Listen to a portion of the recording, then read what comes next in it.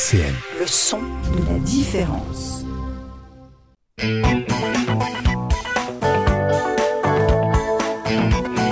On va pas se raconter d'histoire sur RCN, Philippe Rivet.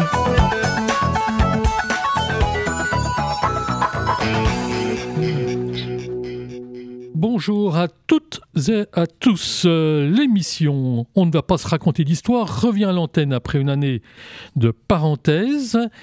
Elle revient dans les conditions du direct, même si pour cette première, l'émission aura été enregistrée le jeudi 10 octobre en fin d'après-midi. Elle revient selon une périodicité bimensuelle et sous une forme rénovée. Elle se partagera en effet entre un rendez-vous débat avec la complicité de plusieurs invités de sensibilités différentes que je vais vous présenter dans un instant, chacun ayant un regard singulier sur l'actualité politique pour des raisons d'engagement, citoyen ou professionnel. 3 invités pour cette première que je remercie pour leur participation à cette aventure, une aventure qui ne prétend pas révolutionner l'univers des émissions débat, mais néanmoins y apporter sa petite note avec le souci de la nuance, de la clarté et surtout de la proximité géographique, thématique et affective qui constitue à mes yeux les fondements du journalisme avec la distance nécessaire, le recul qui permet de ne pas se laisser noyer par l'émotion dans les flots, noyer l'information dans les flots de l'émotion. 3 thèmes au menu de ce rendez-vous aujourd'hui. D'abord un peu de politique nationale. La France est-elle de droite ? C'est une question un peu en forme de provocation. Nous verrons ensuite le débat autour des impôts, aussi bien des impôts locaux que nationaux, entre consentement et populisme fiscal. Et enfin, nous aborderons un 3e thème qui est de forte actualité. Forcément, c'est le Proche-Orient. Est-ce qu'on va vers une escalade sans fin ? Donc, autour de ce débat, 3 invités qui je vais demander de se présenter et que je remercie une nouvelle fois vraiment de bien vouloir constituer cette nouvelle équipe pour un débat, donc une émission débat de 55 minutes une fois par mois. Je vais demander déjà à Laurence Corroy de se présenter. Bonjour Philippe Rivet, merci de votre invitation. Je suis donc Laurence Corroy, professeure des universités à l'Université de Lorraine et je suis spécialiste en éducation aux médias et à l'information. Donc je m'intéresse aux médias, à l'information d'actualité et surtout la manière dont les récepteurs de cette information peuvent s'en saisir et la comprendre. Alain Gérard ? Oui, Arnaud Gérard. Je suis dans le secteur financier, mais je suis aussi intéressé par la vie locale, la vie nationale, la géopolitique et l'économie comme blogueur. Et je suis aussi engagé dans une association de défense du patrimoine localement. Mathieu Léritz. Donc d'abord merci de cette invitation Philippe. Donc je suis professeur d'histoire-géographie en lycée à Nancy et par ailleurs je suis engagé en politique, je suis militant du Parti socialiste depuis d'assez nombreuses années, mais je tiens à prévenir tout de suite, comme je vous l'avais dit, que je ne parle pas ici au nom du Parti socialiste, bien entendu. Au parti, on a une certaine liberté de parole, ça paraît incroyable, mais c'est comme ça. Donc c'est vraiment en militant, mais surtout en citoyen de gauche, que j'ai répondu avec plaisir à votre invitation. Voilà, donc je préciserai qu'aussi Arnaud Gérard que Mathieu Léritz sont 2 citoyens engagés avec leur sensibilité et surtout avec une forte présence sur les réseaux sociaux qui sont si souvent décriés, mais j'avais été interpellé par leurs réactions, souvent leurs commentaires, leur approche qui me semblait pertinente, même si on ne partageait pas forcément tous les points de vue, mais c'est la loi du genre, c'est la démocratie, mais loin de la polarisation qu'on peut reprocher au débat, très souvent au débat politique. Donc, premier thème. Jusqu'à midi, on ne va pas se raconter d'histoire sur RCN. Premier thème, c'est la France est-elle de droite ? J'ai choisi volontairement de faire un pas de côté, de prendre un angle décalé. Vous me direz si c'est vraiment décalé. Suite aux différentes chroniques que j'ai lues autour du livre de Vincent Tiberge. Vincent Tiberge, qui est un ancien chercheur à l'université de Bordeaux et qui est un peu à contre-courant un peu des débats, de la doxa, de ce qu'on va dire. Que nous dit Vincent Tiberge? Sa thèse repose sur le décalage entre l'univers politique et la société. Il explique que l'abstention par rapport au tout début de la Ve République a changé de nature. Il explique justement qu'aujourd'hui, on est dans un abstentionnisme de rupture, surtout dans les catégories populaires et chez les diplômés du supérieur. Il précise en outre que 40 à 50% des électeurs ne se sentent proches d'aucun parti, donc quasiment 1 sur 2, que 50% des ouvriers ne sont pas allés voter, donc il ajoute que ce n'est pas possible de se proclamer comme le premier parti des ouvriers. Ça, c'est suivez mon regard vers le Rassemblement national. Et que, surtout, il explique qu'il y a un conservatisme d'atmosphère qui viendrait du haut, alors que le bas est quand même tellement éloigné du haut. Il ne rejoint pas Raffarin qui parle de la France d'en haut ou de la France d'en bas, mais ils sont un vrai décalage entre le citoyen, j'allais dire de base, avec des gros guillemets, et l'univers politique, les acteurs politiques qu'on entend régulièrement. Et il y aurait une droitisation du haut, mais il n'y aurait pas forcément une droitisation du bas. Enfin, j'allais vous poser cette question, vous faire réagir par rapport à l'avis de Tiberge, qui ne fait pas forcément l'unanimité. J'avais noté que, par exemple, que Eugénie Bastier, la chroniqueuse et rédacteur en chef des pages débat du Figaro, qualifiait Vincent Tiberge de sociologue du NFP. Ça fera peut-être sourire Mathieu. Donc le NFP, de nouveau Front populaire. Tiberge rétorque que lui, il s'appuie sur des faits, sur des chiffres, sur des tableaux. Je vais peut-être déjà demander à Arnaud Gérard, comment vous réagissez par rapport à ce point de vue? Alors oui, c'est vrai qu'on est dans une évolution progressive, déjà depuis pas mal de décennies, avec une accélération.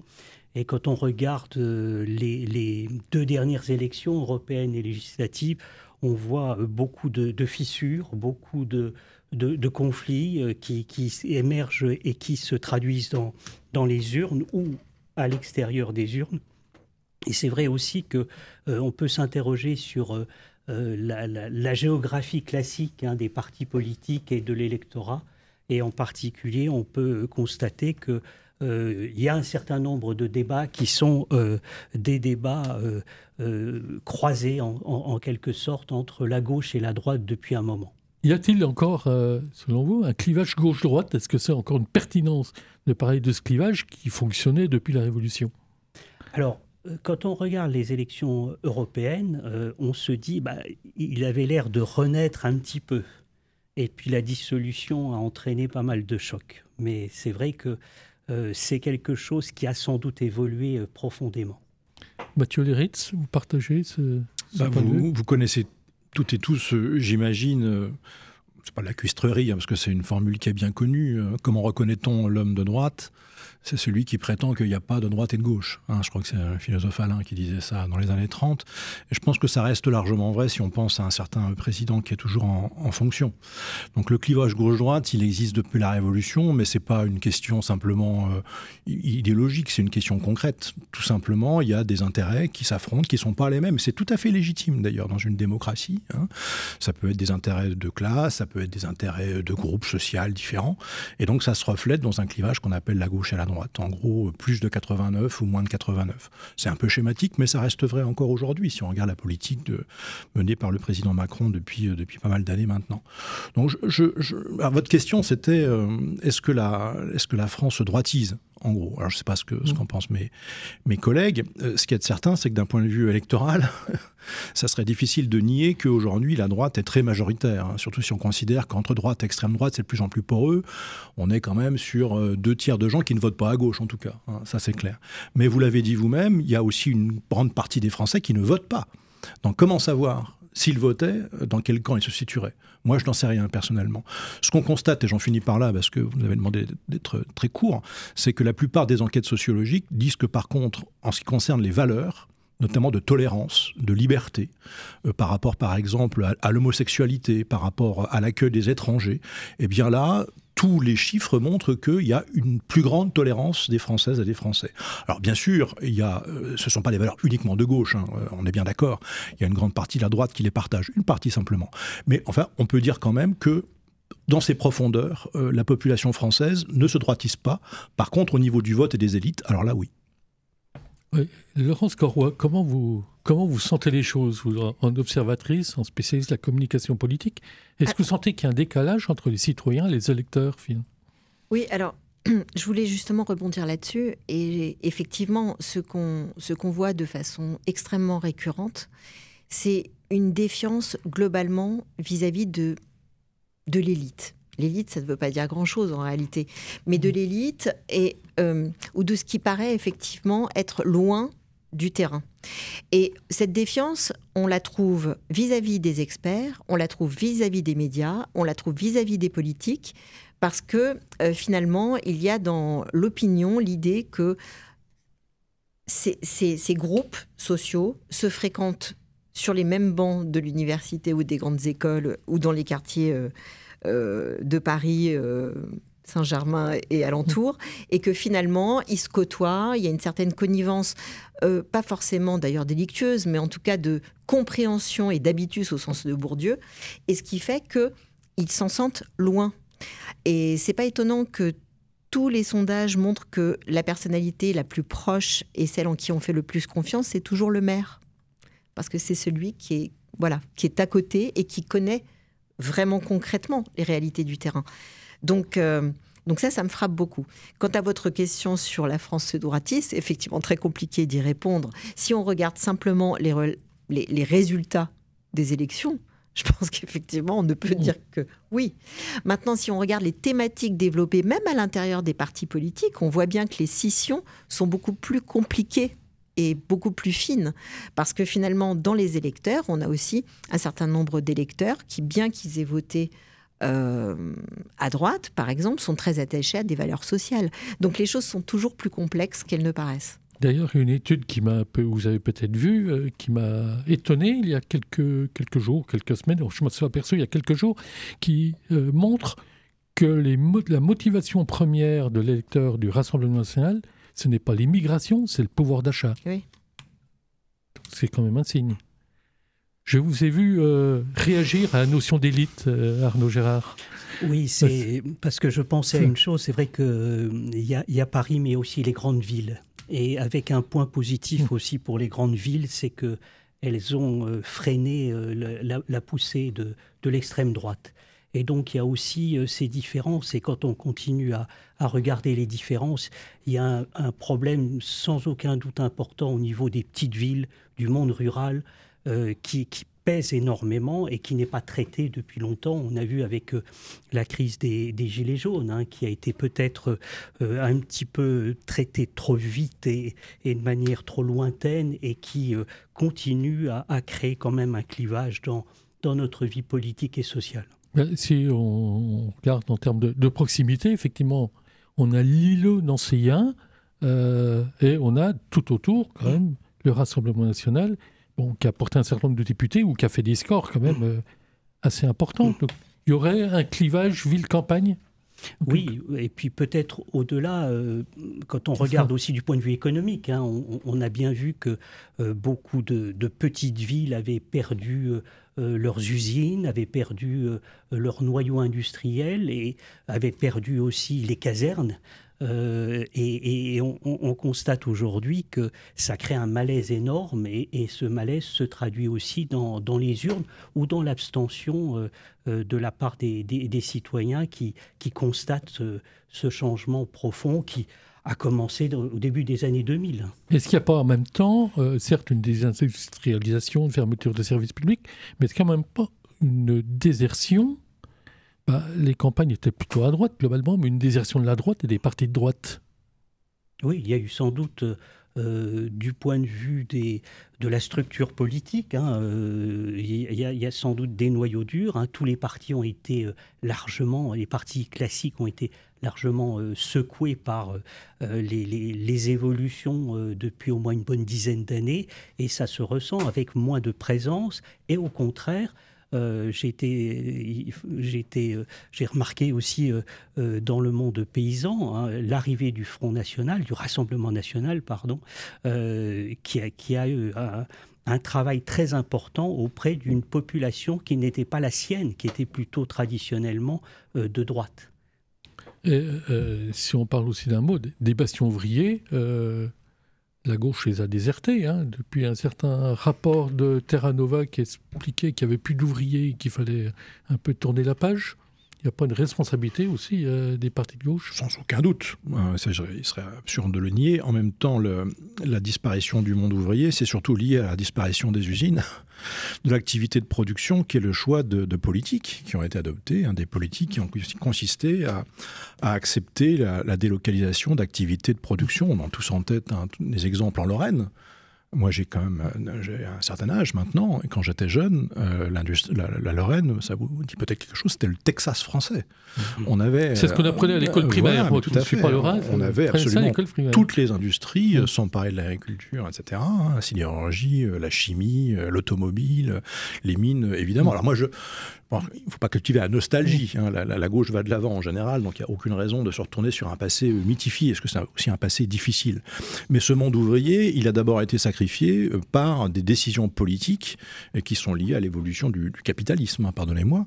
Et la gauche, évidemment, a subi de plein fouet. Parce que nos réponses n'ont pas été à la hauteur. Ça c'est clair. Bon.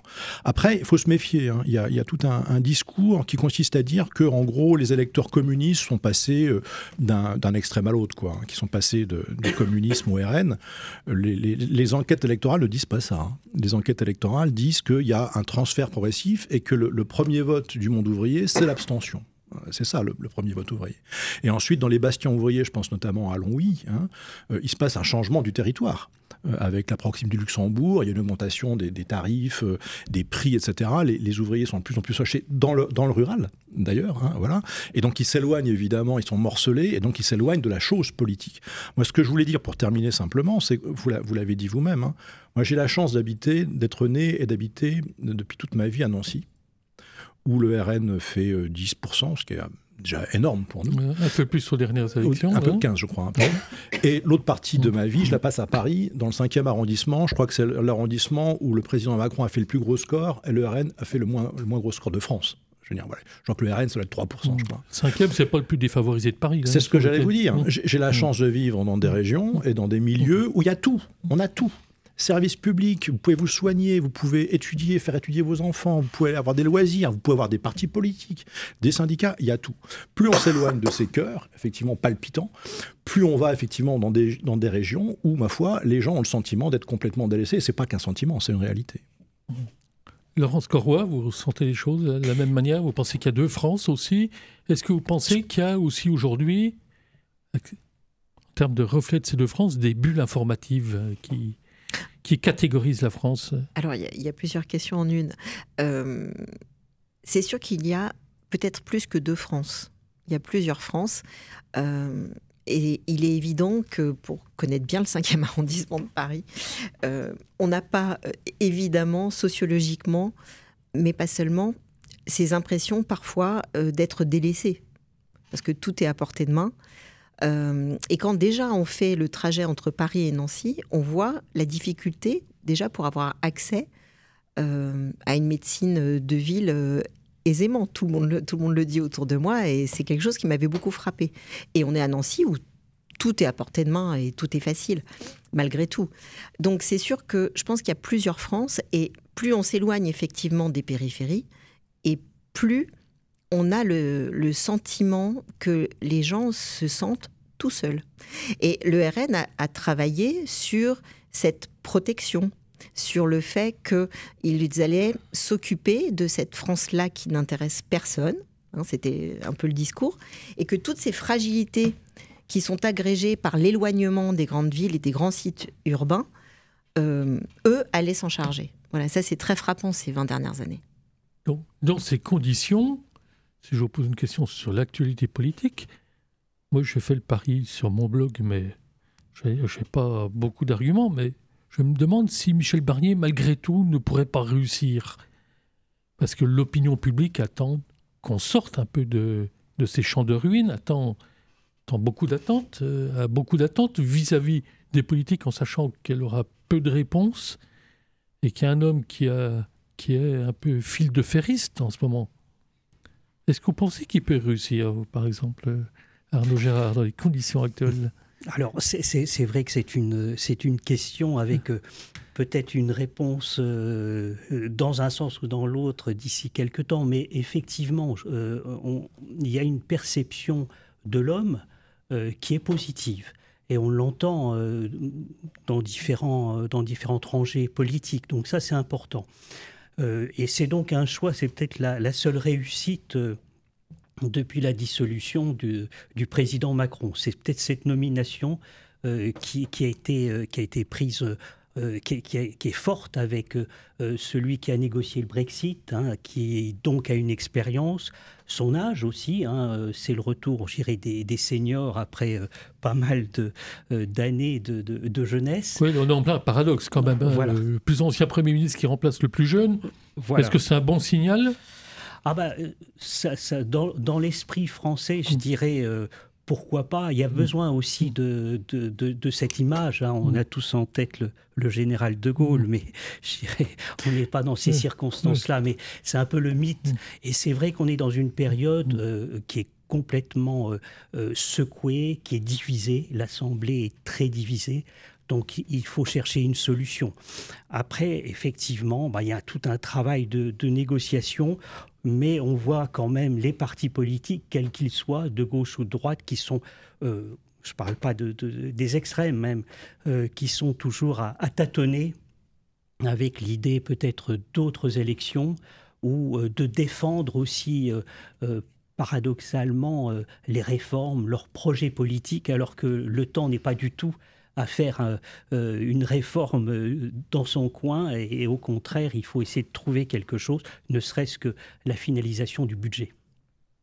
Mathieu Léritz ? Oui, ça dépend ce qu'on appelle réussir. J'aurais aimé quand même à un moment donné, mais... Vous êtes maître de l'émission, hein, Philippe, et puis il faut une dynamique. Hein. Sachant qu'on avait la chance d'avoir une spécialiste de la communication et des médias, j'aurais bien aimé qu'on discute un peu aussi de la relation entre l'isolement de ces citoyens et de ces citoyennes qu'on abandonne finalement à la désespérance et donc au RN, et le rôle de certains médias de masse, qui sont souvent finalement le seul lien qu'ils aient avec le reste de la société. Ça serait un thème en soi peut-être pour une autre... C'est pour ça que je parlais de bulles informatives sur lesquelles effectivement c'est ce qui m'a fait penser. C'est ce qui m'a fait penser. Après, sur la question de la réussite, moi je partage le sentiment que Michel Barnier apporte un peu d'apaisement. Hein, après le tourbillon des années Macron, Attal et compagnie, et qu'on a le sentiment d'un retour à une politique un peu plus apaisée, qui est moins dans la posture, moins dans les petites phrases, et plus sur le fond, parce que c'est quand même quelqu'un qui a fait de la politique depuis 50 ans, hein, voilà, et qui a une image qui n'est pas qu'une image de gaulliste sociale. Hein, voilà, moi je fais partie de cette génération qui le connaît depuis toujours, hein, même depuis la réunion des JO, si je me souviens bien, d'hiver à Albertville. Hein, 92. Voilà. Alors, il nous avait déçus à gauche. Je vais me permettre de dire nous de temps en temps, en 2022, lorsque pour être candidat à la présidentielle, il avait extrêmement droitisé son discours, notamment sur l'Europe. Hein, il avait renié quand même pas mal de choses, hein, sur son engagement européen. Mais bon, on peut penser que c'est une parenthèse. C'est des postures rhétoriques assez classiques. Voilà. Et le fait est que c'est un Premier ministre qui dont on a l'impression qu'il veut gouverner, enfin il n'a pas le choix, avec le Parlement. Et je pense qu'il y a aussi un autre problème, c'est qu'on vit depuis trop longtemps dans un système qui ne repose que sur une seule personne, qu'elle s'appelle François Mitterrand d'ailleurs, ou Emmanuel Macron, il n'y a pas beaucoup de différence, et il est sans doute temps pour beaucoup de Françaises et de Français, alors je ne sais pas s'il le formule comme ça, mais d'avoir un fonctionnement finalement plus démocratique et plus normal. Nous sommes le seul pays du monde à fonctionner comme ça. Même aux États-Unis, il y a des contre-pouvoirs. Donc cette monarchie républicaine est devenue insupportable. La fonction de président est devenue dangereuse après François Mitterrand, on le sait bien. Et je pense qu'il y a aussi, hein, pour boucler la boucle, cette idée qu'on revient à un fonctionnement finalement assez classique, assez rassurant. Alors après on est d'accord ou pas d'accord, hein, c'est un homme de droite qui a mené une politique de droite, mais ça nous sort un petit peu de l'esbrouffe permanente qui règne depuis 2017. Laurence Corroy. Oui, je ne vais pas être disruptive. Je suis assez d'accord avec tout ce qui a été dit juste avant. Ce qui m'a beaucoup frappé dans la figure de Michel Barnier telle qu'elle a été dépeinte par les médias, puisque Moi, c'est mon objet de recherche, c'est comment les médias s'emparent des sujets d'actualité, entre autres. Ce qui me frappe beaucoup, c'est deux choses. La première, c'est que le fait qu'il soit montagnard nous a été beaucoup rappelé.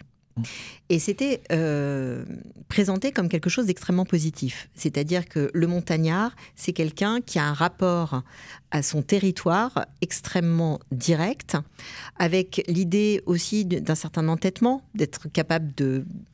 Voilà, une certaine endurance aussi. Absolument. L'entêtement, je le disais d'une façon positive. C'est-à-dire effectivement d'être endurant, d'être capable de s'entêter sur les affaires qu'il doit mener à bien.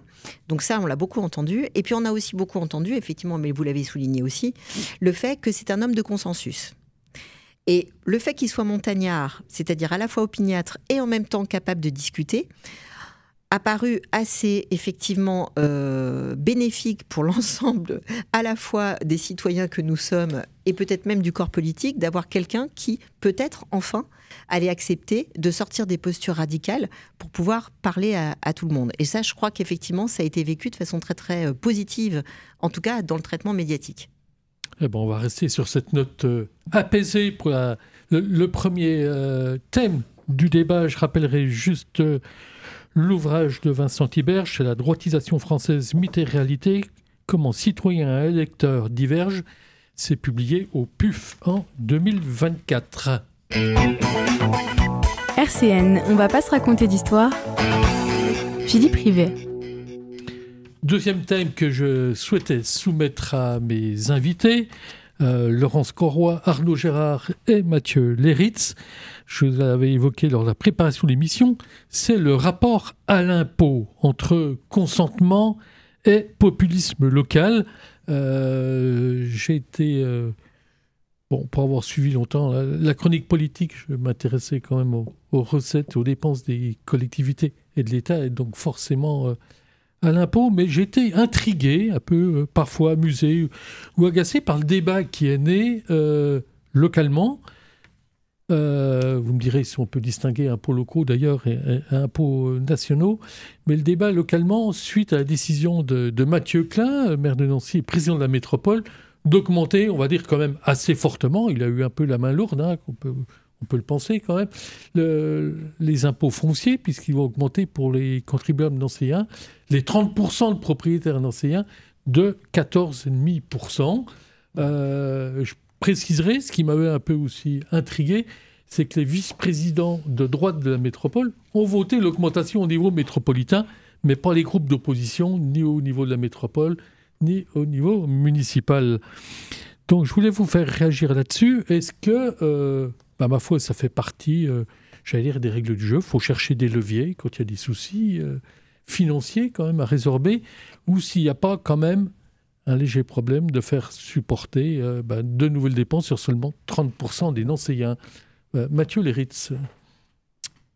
Je crois que le maire, Mathieu Klein, est président de l'agglomération, a dit récemment à un de vos collègues qu'il n'aurait pas dû faire cette promesse au moment de l'élection municipale. Ça, je n'ai pas mentionné, mais il avait promis de ne pas augmenter les impôts. Non, mais moi, je le dis très clairement, parce que on pratique la. Il a dit, j'ai commis une erreur. Donc voilà, j'ai commis une erreur et je ne le referai plus, au conditionnel. Voilà. Message à d'autres politiques aussi qui font la même promesse. Oui, bien entendu. Donc, c'est certain que là, il y a beaucoup de citoyens, d'ailleurs, je fais partie des heureux destinataires de cette augmentation, qui on peut avoir le sentiment, effectivement, d'un discours qui change et d'une situation qui s'aggrave. Mais en même temps, comme dirait l'autre, s'il y a cette augmentation, c'est aussi pour des raisons objectives, qui sont liées notamment à la suppression de moyens qui avaient été donnés aux collectivités et qui ont été retirés par l'État. Voilà, pour des raisons largement démagogiques, bien évidemment. Et par ailleurs, on a quand même des besoins, si vous voulez, qui existent. L'impôt, c'est pas simplement pour le plaisir de prélever de l'argent dans les poches des contribuables. D'abord, le mot révolutionnaire, pardonnez-moi de faire mon professeur d'histoire, ce n'est pas impôt, c'est contribution. Contribution fiscale. La Révolution a voulu gommer le mot, faute de pouvoir gommer la réalité.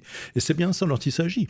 Que les personnes qui, comme c'est mon cas d'ailleurs, gagnent relativement bien leur vie, participe à l'effort collectif via la contribution, moi je trouve ça normal. Après, il faut qu'elle soit juste, il faut qu'elle soit équilibrée, il faut qu'elle soit rationnelle aussi. Je ne suis pas sûr complètement qu'elle le soit à travers la taxe d'habitation, mais ça, c'est pas la responsabilité de Mathieu Klein, hein. C'est la responsabilité de l'Assemblée nationale. Donc voilà, il y a des besoins qui existent en service public. On faisait tout à l'heure le lien entre le vote républicain et la présence de services publics forts. Il faut savoir ce qu'on veut à un moment donné. Arnaud Gérard, vous qui êtes un homme de la finance, vous vous intéressez notamment depuis longtemps, je sais aussi aux finances locales, et puis tout ce qui concerne les recettes, les dépenses de l'État, hein, je suis assez attentif là-dessus. Comment vous réagissez là-dessus? Est-ce qu'il n'y a pas un risque à un moment donné d'avoir ce qu'on a appelé au début de l'ère Hollande un ras-le-bol fiscal? Alors, peut-être pas cette fois-ci, je dirais. Dans le sens où, pour une collectivité locale, il y a effectivement un budget qui est forcément lié aux investissements, aux services publics locaux, etc. Donc ça, on voit directement les choses. Et je dirais à Nancy, pour prendre la défense de Mathieu Klein, on voit les travaux. Donc on imagine les coûts des travaux. Non, ce qui est dommage, et ça c'est le cas dans bien des situations, c'est que on passe d'une situation qui existait avant où on ne voulait pas augmenter les impôts, hein, ça a été une erreur de l'ancienne majorité.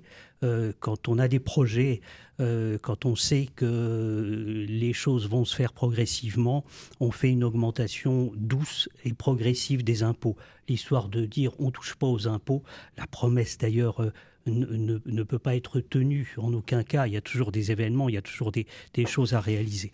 Alors après, il y a aussi cette question des impôts qui se pose au niveau national, et on le voit bien aujourd'hui.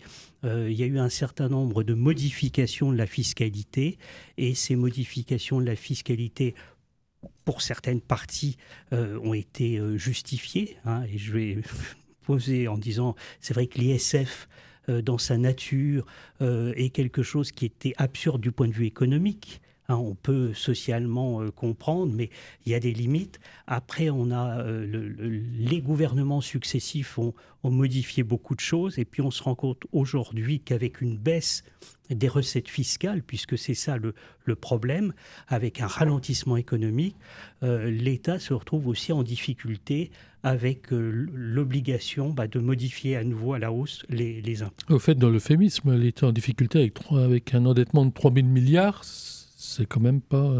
C'est énorme, c'est énorme.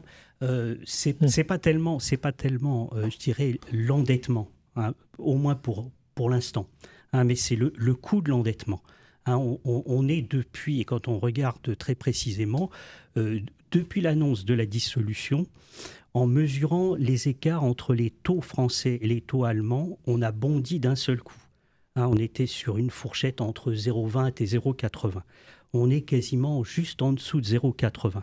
On a un petit peu diminué pendant les Jeux Olympiques. Je pense que tout le monde pensait à autre chose et il y avait des vacances. Ce qui est pour nos auditeurs, ça signifie qu'il va y avoir un envolement des taux et qu'on va avoir un remboursement qui coûte plus cher. Alors, il y a un remboursement. Il y a déjà une émission d'obligations d'État qui coûte plus cher aujourd'hui, et il y a une surveillance du marché. C'est-à-dire que je ne crois pas pour le moment à un problème de financement, de refinancement, mais ça veut dire que si on dépasse ce niveau de 0,80, qui est un niveau historique, hein, qu'on a senti que pendant les périodes de crise, là, il peut y avoir véritablement un choc pour les finances publiques. D'où, sans doute, la nécessité de revoir aussi, ce qui est le plus facile, certains impôts. Laurence Corroy, là, il y a beaucoup de communication politique, j'allais dire politicienne, autour de l'endettement. Oui, il y a d'ailleurs plus souvent des communications politiciennes que politiques, me semble-t-il, au sujet de l'impôt. Mais l'impôt, le problème, c'est que pour qu'on puisse consentir à cet impôt, y adhérer, parce qu'effectivement, il y a des dépenses qui sont nécessaires et qui doivent être faites au service de tous, parce qu'on veut aussi du service public et on en veut de qualité. L'impôt, il doit, à mon avis, avoir deux qualités. Il doit être juste, on l'a rappelé, donc proportionnel et évidemment aux ressources de chacun, mais il doit aussi être rationnel. Et la question des dépenses est aussi à poser. C'est-à-dire, comment dépense-t-on ? Est-ce qu'on dépense vraiment pour le bien commun ? Et à partir du moment où on crée un écart entre la perception des gens qu'ils ont de cette utilisation et le réel, parfois ça peut être en fait bien utilisé et on n'a pas cette impression. Mais moi, ce qui me semble, c'est que de plus en plus, les gens ont l'impression qu'il est mal utilisé. Parce que ce qu'on entend très souvent, donc vous allez confirmer ou le démentir, on nous explique qu'on paye de plus en plus d'impôts. On est le pays où le taux de prélèvement obligatoire est le plus élevé de l'OCDE et on a les services publics qui marchent le plus mal. Oui, c'est l'impression qui est donnée, c'est ce qu'on entend en tout cas. Et là, ça pose problème. Je ne suis pas sûre qu'on ait les services publics qui marchent le plus mal quand même, mais c'est vrai qu'on pourrait optimiser un certain nombre de choses. Et on a l'impression parfois, effectivement, que les finances publiques n'ont pas la rigueur qu'elles demanderaient. Et c'est l'impression que ça donne et qui crée des sentiments d'injustice parfois. Il y a tout le débat entre l'État et ce qu'a déclaré notamment le Premier ministre ou d'autres ministres, que les collectivités devraient un peu plus se serrer la ceinture, mieux gérer. Et j'ai vu qu'aujourd'hui, d'ailleurs, Catherine Vautrin, qui est la nouvelle ministre au partenariat des territoires, suggère de créer un nouvel impôt local pour remplacer la taxe d'habitation. Ça vous fait sourire, Mathieu Léritz? Oui, non, ça me fait sourire. Je ne sais pas ce qu'il y a dans le projet. Ce que je sais surtout quand même, c'est que depuis des années, sans doute il y a des impôts nombreux, c'est vrai, mais ils ne pèsent pas équitablement sur l'ensemble de la population. Et il y a notamment une fraction de la population. J'entendais notre collègue dire que l'ISF était un impôt absurde, irrationnel. Je connais bien ce discours. Mais n'empêche que d'abord, d'un point de vue symbolique, c'était extrêmement important parce que c'était montrer qu'effectivement, ceux qui sont le plus favorisés, beaucoup d'héritiers, eh bien, on leur demandait un effort supplémentaire. Une des premières mesures du président Macron, ça a été de supprimer cet impôt. Je laisse chacun tirer les conclusions qu'il voudra. Et puis, parlons aussi peut-être un petit peu de l'évasion fiscale. Combien de centaines de milliards partent de ce pays, et ce n'est pas des poches des ouvriers, des employés, etc. Voilà.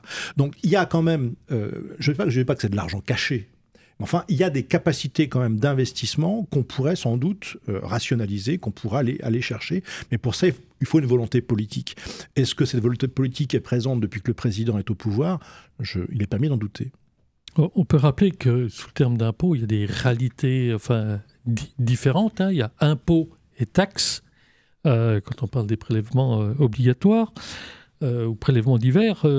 Je suis allé rechercher, on sait que l'impôt sur le revenu est finalement un impôt relativement jeune, puisqu'il a à peu près un siècle, il a été créé dans les années 1915-1914, voilà, et que l'impôt sur le revenu rapporte, je vais dire seulement, entre guillemets, un peu moins de 100 milliards, le dernier chiffre, ça serait 93 milliards, alors qu'il y a un impôt indirect qui rapporte beaucoup, même si il semble se tasser, c'est lié à la consommation, c'est la TVA, la taxe sur la valeur ajoutée, qui rapporte entre 180 milliards et 200 milliards par an.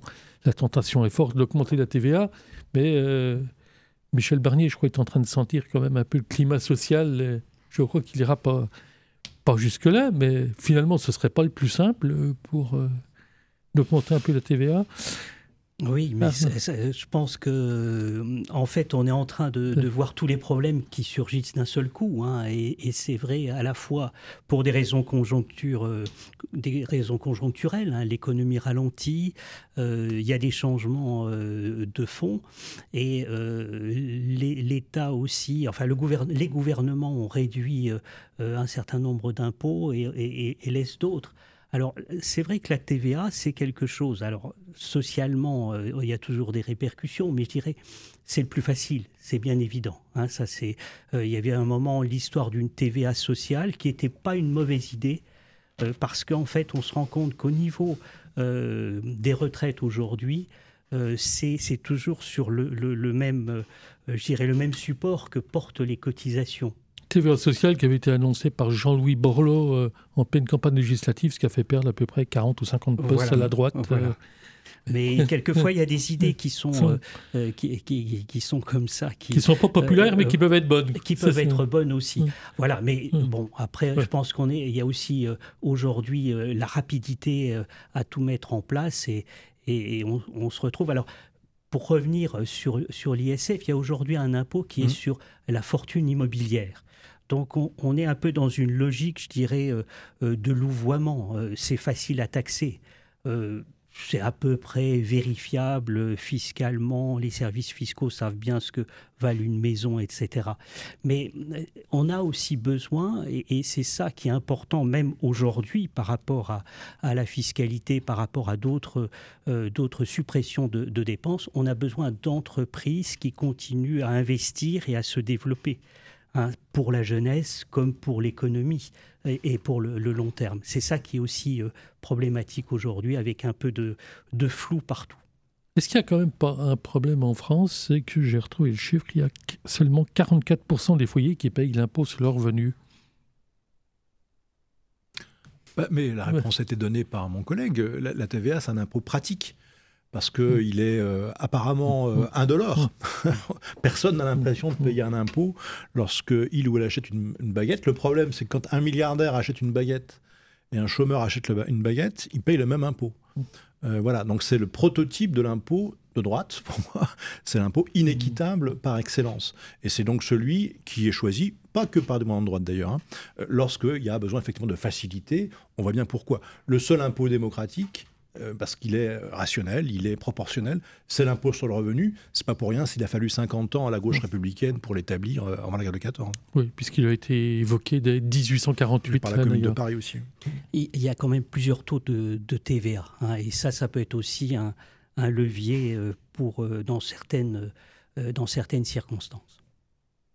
Laurence Corroy, sur l'impôt, sur le consentement à l'impôt qui semble s'effilocher. Oui, ça s'effiloche parce qu'effectivement, on voit bien dans les débats d'ailleurs, quand vous dites finalement 44% seulement qui payent cet impôt direct, la TVA, elle est portée par tout le monde, mais effectivement, en fonction des moyens de chacun, on voit bien que ça n'a pas le même impact et pas les mêmes angoisses. Je suis très frappée personnellement de la précarité alimentaire étudiante. On pourrait en parler dans un autre débat. Mais donc, on voit qu'il y a une vraie difficulté quand même pour un certain nombre de nos concitoyens, pour la jeunesse. Et il me semble que dans ce contexte, les mesures symboliques qui évidemment, fiscalement, ne sont pas très efficaces. Vous parliez de l'ISF, on sait bien que ça représente peu. Mais ces mesures-là, elles permettent quand même justement un certain consentement à l'impôt, de se dire, on prend en compte le fait qu'il y a aussi des gens qui sont dans des conditions extrêmement favorisées. Et de ce point de vue, quand Michel Barnier, par exemple, puisqu'on en parlait tout à l'heure, a tout de suite annoncé qu'il y aurait une taxe sur les super profits des très grandes entreprises, c'est évidemment pas pour équilibrer les comptes qu'il fait ce type d'annonce, mais c'est parce qu'il a bien conscience que ça concourt à un sentiment de la part de la population qu'est prise les différences et parfois les énormes différences entre entreprises, entre classes sociales et entre revenus. On verra le budget que peut présenter Michel Barnier dans les 10 à 15 jours, puisqu'il avait moins de 2 semaines pour préparer son budget. Pour l'instant, les mesures exceptionnelles rapportent 15 milliards et faut au moins grimper jusqu'à 40 là, pour avoir un petit espoir, voire 60 selon les comptes. Nous allons aborder maintenant le 3e et dernier thème de l'émission. 11h midi sur RCN, on va pas se raconter d'histoire. Philippe Rivet. Donc, ce dernier thème, c'est bien sûr la crise proche-orientale. Nous sommes à quelques jours de la commémoration du 7 octobre, ce massacre terrible, ce pogrom qui a frappé Israël le 7 octobre l'an dernier, par un groupe terroriste et non pas, si les mots ont encore un sens, par un groupe de résistance. Il faut quand même que les choses soient quand même claires.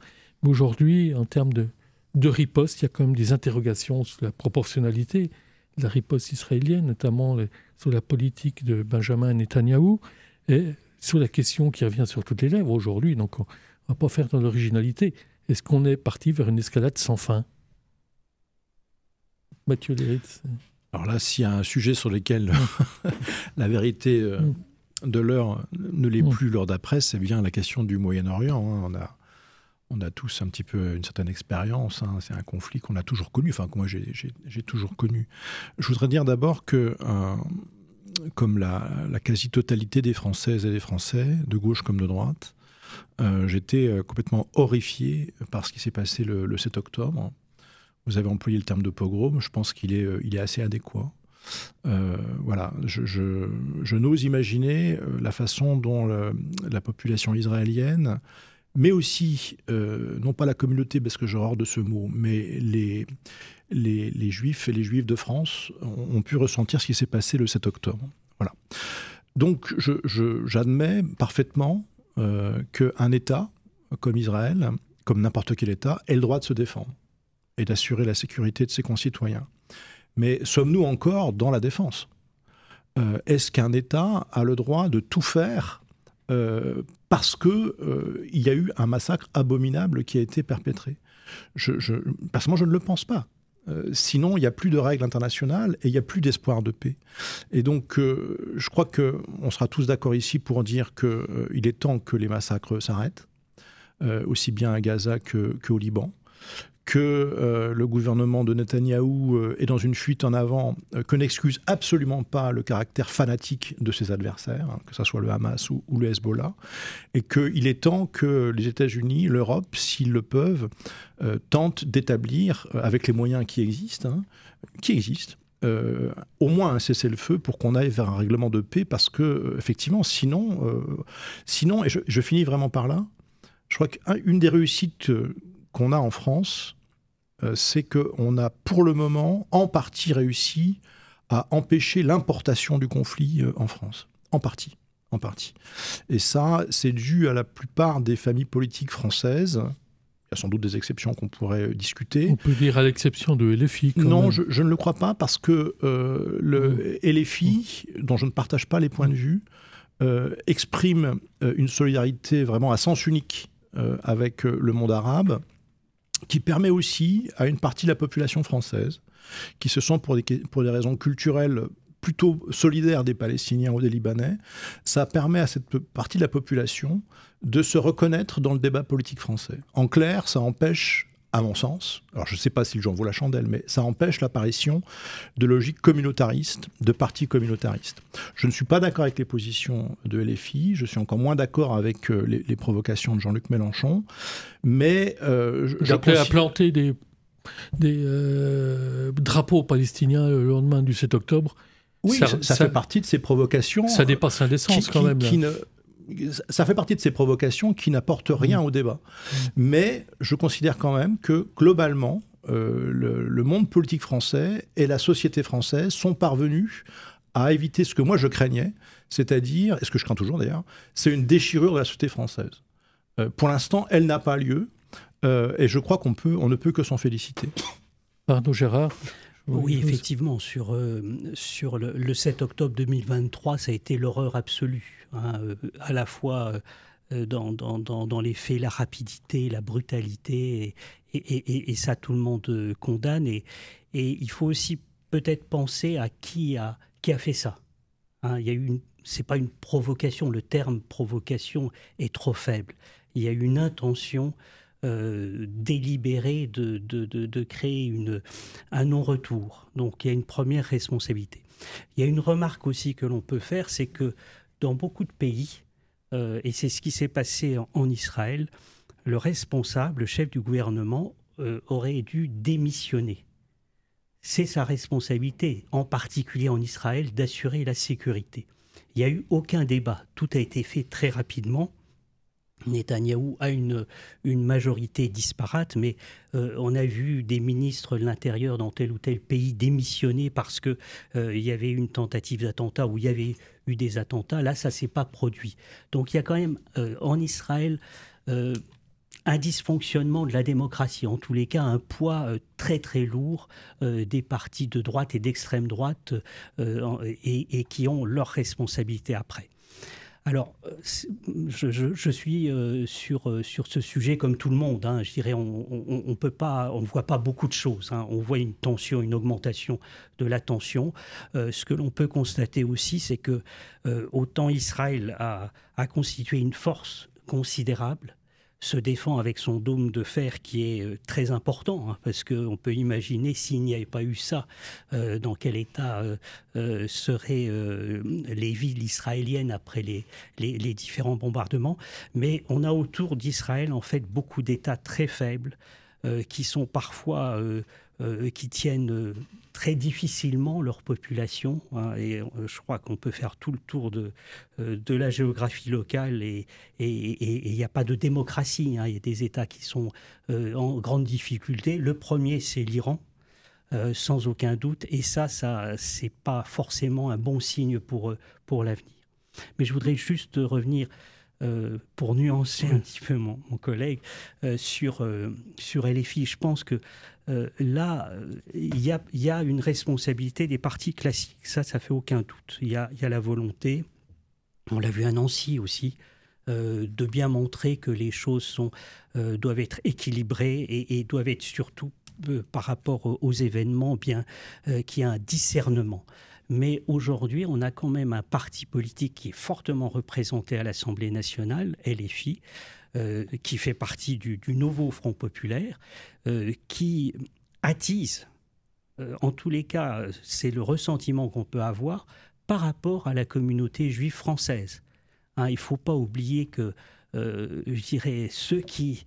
et je ne fais pas la distinction entre les victimes à Gaza ou en Israël ou au Liban, mais ceux qui habitent en France ont le droit à la sérénité, au respect et à vivre ensemble. Et je pense que dans beaucoup de ces intentions, de ces mots, de ces provocations, il y a de la haine, tout simplement. Laurence Corroy, là, je vous vois approuver. Oui, c'est-à-dire qu'effectivement, c'est un sujet tellement triste et tellement complexe et qui suscite des émotions tellement fortes en France qu'il faut faire extrêmement attention aux mots qu'on emploie. Et moi, ce qui me frappe, et je ne rejoins pas du tout la position qui serait de dire finalement les positions extrêmes servent de catharsis à un certain nombre de nos concitoyens. Moi, je crois au contraire que les outrances de débat, la façon dont on polarise et dont on caricature un certain nombre de positions font monter la violence et ne l'arrêtent pas. Faut se rappeler quand même qu'il y a eu énormément d'actes de violence en France. Alors bien sûr, on n'est pas dans un pays à feu et à sang. Avec une augmentation des actes antisémites de façon un peu exponentielle. Ça a quand même été très fort cette année. Donc je crois au contraire que les parlementaires devraient montrer l'exemple dans la façon dont ils s'adressent aux uns aux autres. On mérite tous mieux que le spectacle qu'on a eu parfois. Là, nous avons passé 52 minutes en débat et comme je vous l'avais demandé, je vais demander à chacun d'entre vous pour conclure, parce qu'on doit terminer dans 3 minutes et demie, par ma foi, un peu votre fiche de lecture en quelque sorte, le livre que vous m'aimeriez suggérer. Laurence Corroy, vous conservez la parole. Quelles sont vos lectures actuelles? Quel est le livre que vous conseilleriez aujourd'hui pour la bonne compréhension du monde?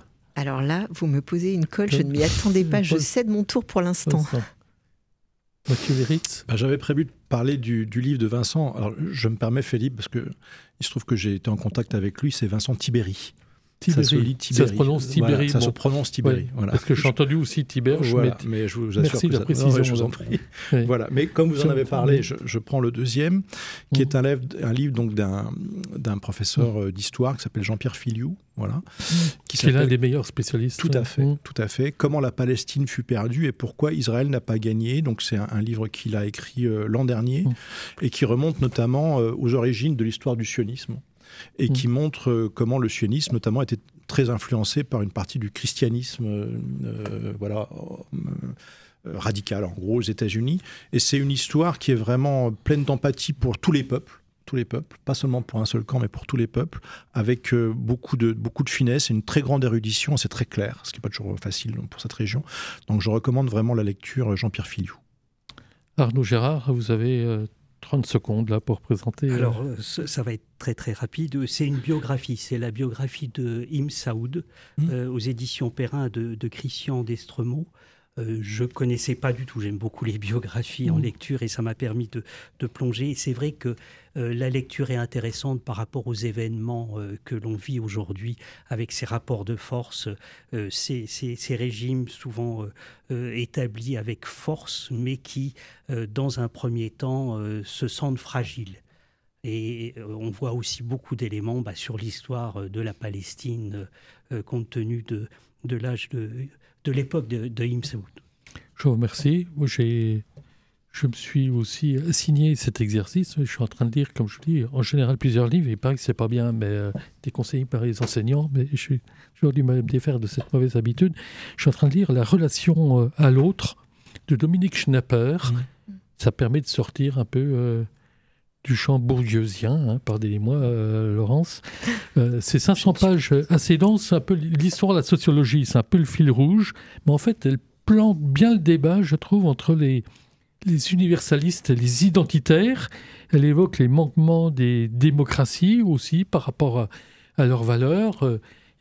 C'est assez foisonnant, c'est écrit en très petit, je dois le dire, mais quand on se replonge, on lit facilement 50 pages, mais ça se lit sur le long cours. Alors, finalement, je réponds avec recul, parce que je pensais que vous vouliez que ce soit sur la thématique de ce soir. J'étais prise au dépourvu.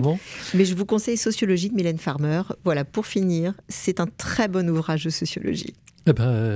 Merci Laurence Corroy, merci Arnaud et Mathieu. Merci vraiment pour votre participation. Merci à vous Philippe. Merci Philippe. Merci.